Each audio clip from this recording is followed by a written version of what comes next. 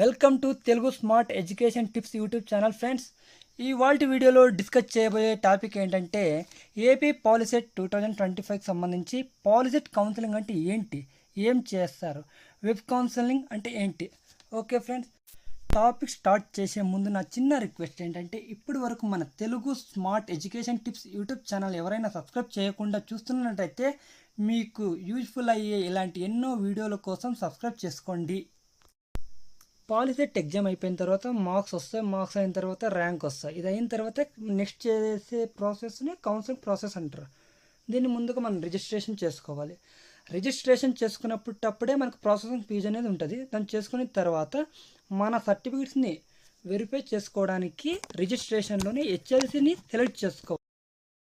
HLC అంటే మన డాక్యుమెంట్ని verify చేసేదాన్ని హెచ్ఎల్సి అంటారు. అంటే మనం హెచ్ఎల్సి సెంటర్ దగ్గరికి వెళ్ళి డాక్యుమెంట్స్ని వెరిఫై చేసుకోవాలన్నమాట.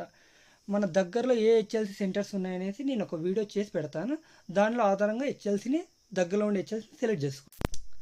సర్టిఫికేషన్ అంటే మన డాక్యుమెంట్స్ అన్ని తీసుకొని హెచ్ఎల్సి సెంటర్ దగ్గరికి వెళ్ళి మన డాక్యుమెంట్ని వెరిఫై చేసుకునే దాన్ని సర్టిఫికేషన్ అంటారు.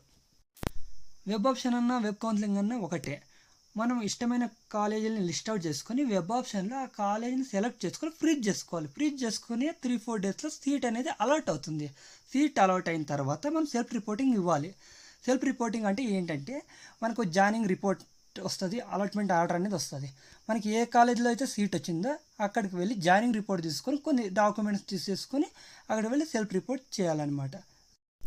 ఇది ఫ్రెండ్స్ మెయిన్గా ఈ వీడియోలో తెలుసుకునేది. ఈ వీడియో నచ్చినట్లయితే లైక్ చేయండి. మరీ ముఖ్యంగా మన Telugu smart education tips YouTube ఛానల్ని మీలో ఎవరైనా సబ్స్క్రైబ్ చేయకుండా చూస్తున్నట్లయితే మీకు యూజ్ఫుల్ అయ్యే ఇలాంటి ఎన్నో వీడియోల కోసం సబ్స్క్రైబ్ చేసుకోండి.